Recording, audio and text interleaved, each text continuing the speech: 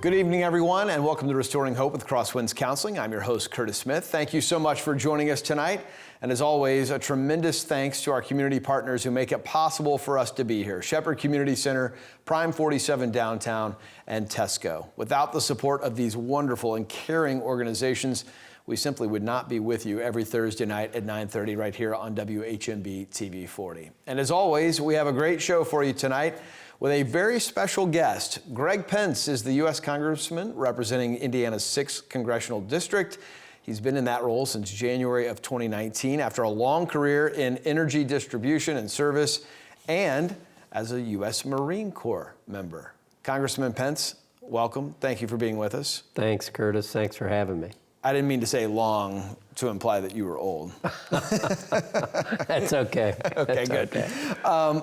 You have been in Congress now. You've wrapped up 2 sessions, going into a 3rd term as a U.S. Congressman after a career spent largely outside of politics. Right. What have these first 4 years shown you, taught you about the political landscape and your desire to be in it? Wow, you're trapping me here, Curtis. So having never been in an elected office before, but having been on seminary boards, bank boards, university boards, things like that, I had a variety of experiences working with different folks, but being in the minority as a Republican, as I have been for the last 4 years, has frankly been frustrating. And one of the things I've noted and I've shared with folks is it hasn't just been frustrating for me, Curtis. What's happened in the Capitol now is, in a sense, they've neutered your elected officials. All of the bills for the last 2 years have come down on high, and they've skipped what we call regular order. Regular order is when a subcommittee introduces a bill, marks it up, votes on it, sends it to the committee, marks it up, votes on it, sends it to the floor for debate. And that's the way everybody can get both sides. You can work in a bipartisan way. For the last 2 years, even my Democratic peers have not been able to introduce amendments or change bills that have come to us. Wow. Now, moving into a different role, being a part of the majority, are you hopeful that's going to change, or does that experience from your Democratic counterparts give you even a little pause there? Well, it is going to change. Hopefully, now that we've taken back the House, Republicans have. Kevin McCarthy, who we will be voting on to be Speaker of the House, has committed to regular order and that we would do things the way Congress was originally set up to do the business of the people. So seems like a good idea. That's the way it works. And that's actually how you can be bipartisan. If someone has a good idea on your subcommittee or a better idea, or in many cases, Curtis, if they have experience in an area that you may not have, you'll tend to listen to them a little bit, and then they can make an amendment, and if they want, they can take it home and say, hey, I did this. Let's talk about that, because you have a wealth of experience in the energy world. You bring that to Congress, and you're still using that background to shape a lot of what's happening. You told me before we started that you could go on and on about energy. So give us the Cliff Notes version of why is energy so important to our economy, to our country, and what do we need to be doing to make things better as we move forward? Well, petroleum is the lifeblood of our economy. This table here, the glass, everything that we use or the services that are rendered have some component of carbon involved. Right. Our electricity, our cooking, our transportation, our manufacturing, all of it. And right now, we're out of sync on the reliable, affordable side of providing energy in this country. This is a distribution system that was put in place starting 140 years ago. And when you turn on the light, the light comes on. When you turn on the stove, the gas comes, provided you pay your bill, of course. And now we've moved into a situation where that reliability has been damaged, particularly in Europe. And, we're seeing that, and we have seen it. And I'm all for protecting the environment, moving in fighting climate change, and whatever your definition of that is. We do know that we do want to get rid of contaminants in the air. One time in my life, I was the Chief Deputy Commissioner of the Indiana Department of Environmental Management, so on the environmental side of things.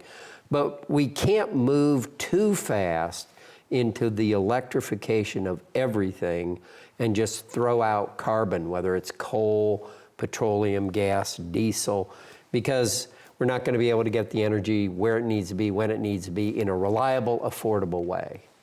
Speaking of the economy, it's probably topic number one on all Americans' minds these days. Inflation, the economy in general. As we head into this new term, as we head into 23, what do you think we have to do to help take care of the inflation issue, to maybe even get it to go back a little bit, to take care of the economy in general? Well, Curtis, just in the last couple of weeks, we've seen the administration try to focus the attention on the oil industry as a way to handle things, because that is the answer to your question. We have got to get the cost of crude oil, gasoline, diesel, natural gas, we've got to get that down, and the only way to do that is through deregulation. I tell folks, all I hear about is inflation, inflation, and inflation. And the solution is deregulation, deregulation, deregulation. And I don't mean carte blanche, do whatever you want. We need to free up the coal and the oil industry to do the things that they need to do. And are you optimistic that that can happen? I am. I'm very optimistic. I don't think we have a choice. These prices have stayed too high. Just if you recall, just a couple of weeks ago, they're talking about diesel shortage. That's heating oil if you live on the East Coast. These are real issues. Yeah. Congressman Greg Pence, thank you for being with us. We're going to continue our conversation with the Congressman when we come back.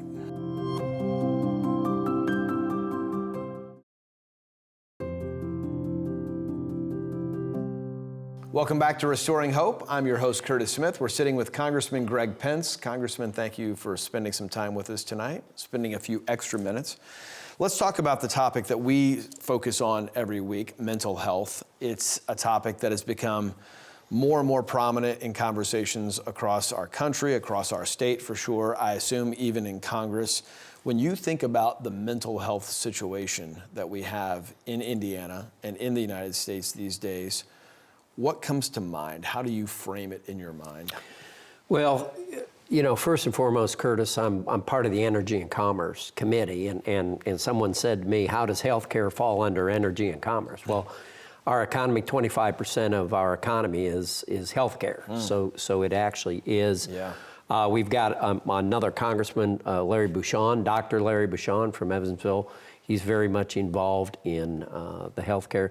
What comes to mind to me is what I've heard about in the last 4 years as a congressman, and it was the fentanyl crisis, the lockdowns, and the effect that had on, we know, children, that's one thing, but also adults as well, being locked down, not going to work. That's what I have heard about. Let me kind of focus a little bit on the fentanyl crisis.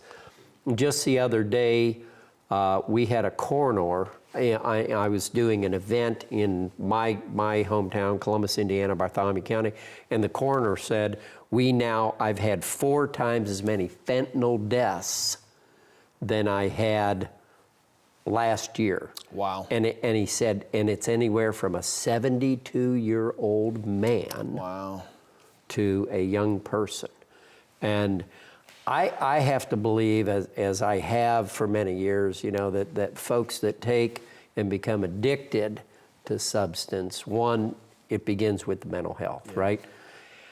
The other thing I think a lot about, Curtis, is, you know, in Congress, we passed a lot of the bills were very difficult for me to participate in as being in the minority, being a Republican.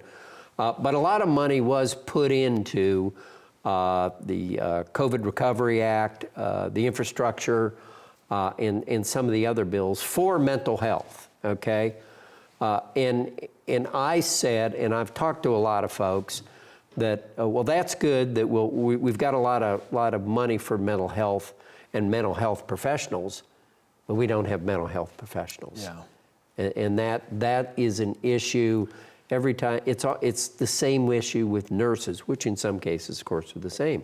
And we have visited many facilities in my Indiana 6th district, and that's their issue.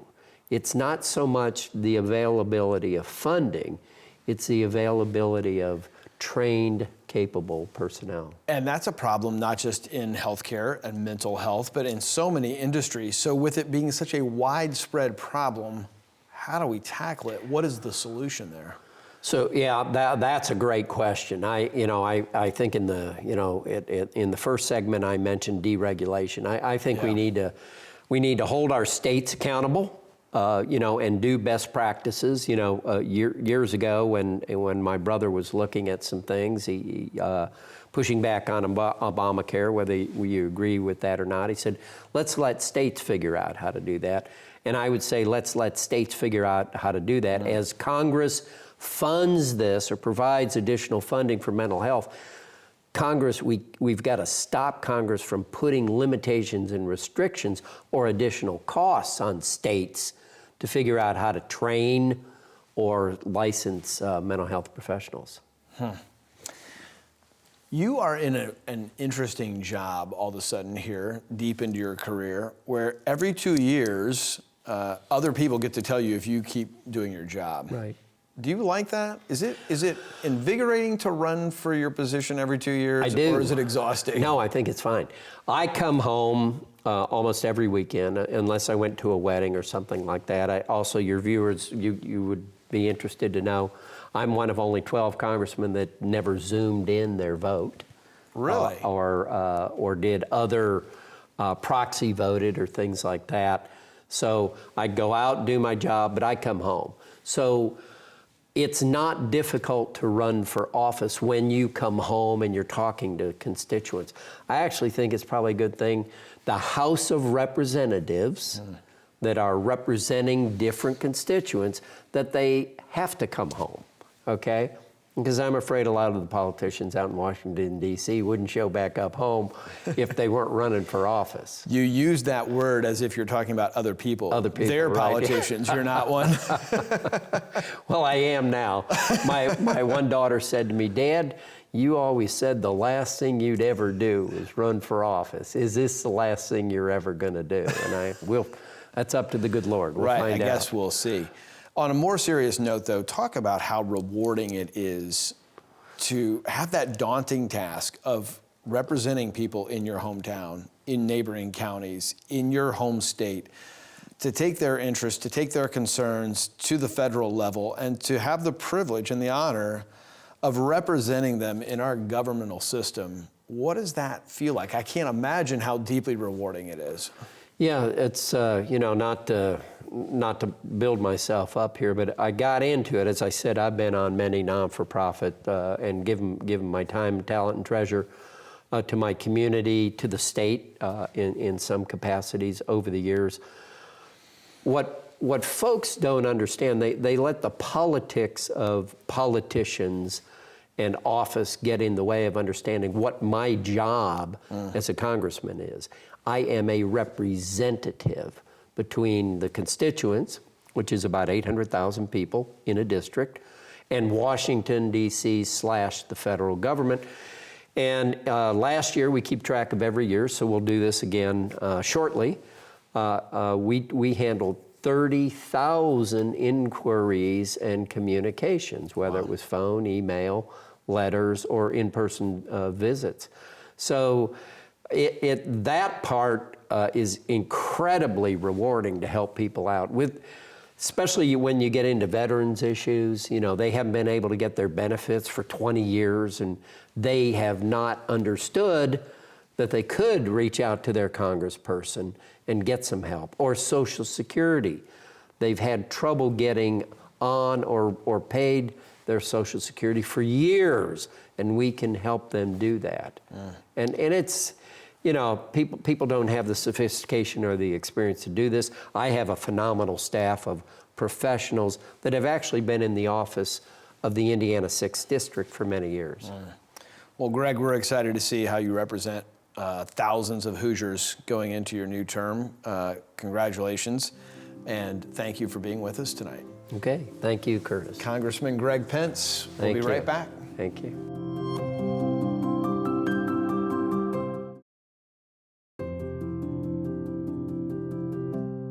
Welcome back. Each week here on Restoring Hope, we spend a few minutes focusing on that one word in our title, hope.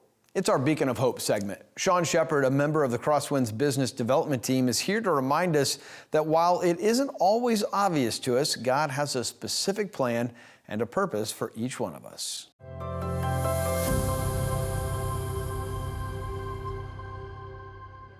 Hi, I'm Sean at Crosswinds. Thank you for allowing me to be part of your day. I wanted to share with you a story I learned from a wonderful friend of mine. It's a make-believe story, but it's pertinent to all of our lives. He told me a story about a little boy by the name of Timmy. Timmy was a kid. He was excited about life. He gets back to school, meeting with his class. His teacher is asking the proverbial question that every teacher asks at the beginning of the school year. Tell me how your summer went. Timmy just could not be more excited. He raises his hand. He finally gets called on. Mrs. Smith says to Timmy, "Timmy, tell me about your summer." He said, "I went fishing with my dad every single day. The best day we had, my dad caught 50 catfish, I caught 75. My dad's good, but I'm just a little bit better than him." She said, "Now, Timmy, do you expect me to believe that? That sounds like a pretty far-fetched story." He said, "Oh, it's true." Miss Smith, being the wonderful teacher that she was, she said, "Well, I'm going to share a story with you. As you know, I walk to school." And Timmy says, "I know, I've seen you on the bus. I walk 2 blocks to school every single day.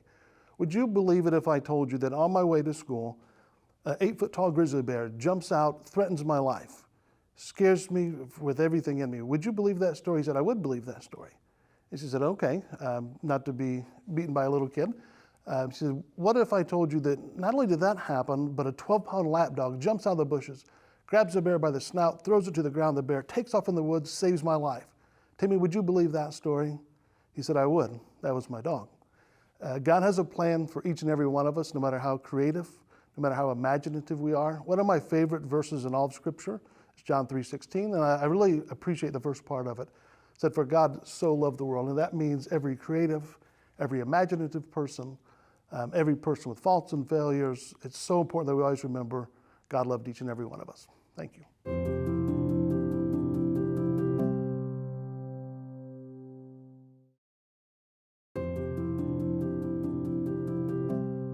Welcome back to Restoring Hope with Crosswinds Counseling. Tonight in our Counseling Corner segment, Katie Cooley is here to talk about a form of helping people which you may have heard of but not know that much about, art therapy.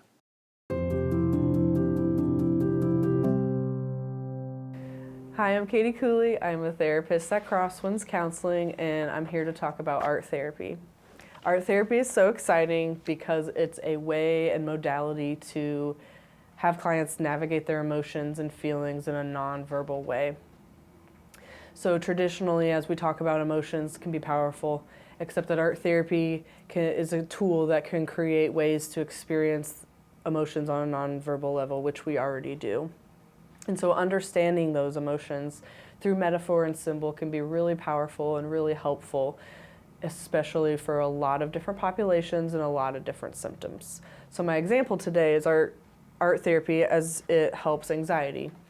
And I have a little example of a client that created art based on having lots of anxious feelings, and the directive in this was just to create shapes and line with colors that spoke to your emotion and create a piece on how that feels. And so this client obviously has a lot of organized chaos, and we talked about what these symbols and metaphors mean as far as the colors and the shapes, and some of it was about borders and how the anxiety in their mind was chaotic but organized, and that helped them gain insight and autonomy over those irrational thoughts. And we were able to eventually work together to create more pieces as a way of gaining autonomy over those thoughts. So another thing is art therapy can help record and visualize progress so that we can go back and look at where we've come since we started in therapy. So that's just a quick snapshot of art therapy. There's a lot more, but I hope that this inspires you to think about ways to incorporate art in some of your sessions to help people process their feelings.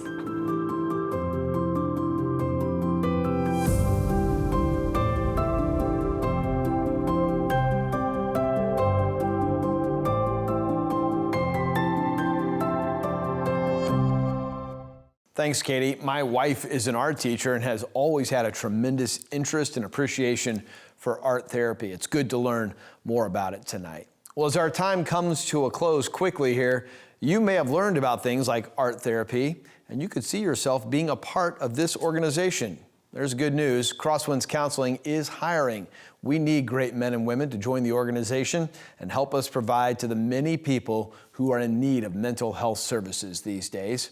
If you're interested in pursuing a career at Crosswinds, please visit crosswindscounseling.org/careers. You'll find all of the opportunities right there. And right now, we have opportunities in Indianapolis, but also in Fort Wayne and now in Dayton, Ohio. So check out crosswindscounseling.org/careers to see all of those job openings.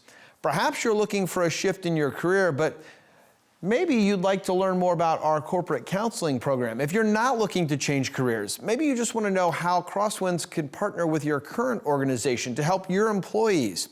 Well, you can connect with Crosswinds at crosswindscounseling.org to find out all about the corporate counseling program that has helped dozens of organizations and thousands of employees, not just in Indiana, but all over the United States. Well, as we wrap up tonight, thanks to all of you for joining us. We're always so appreciative of your time with us. We also issue big thanks tonight to our partners, Shepherd Community Center, Prime 47 Downtown, and Tesco. And of course, thanks to our friends here at WHMB TV 40 for having us every Thursday night. We'll be right back here Thursday night, 9:30 next week. Until we see you then, stay safe and be blessed.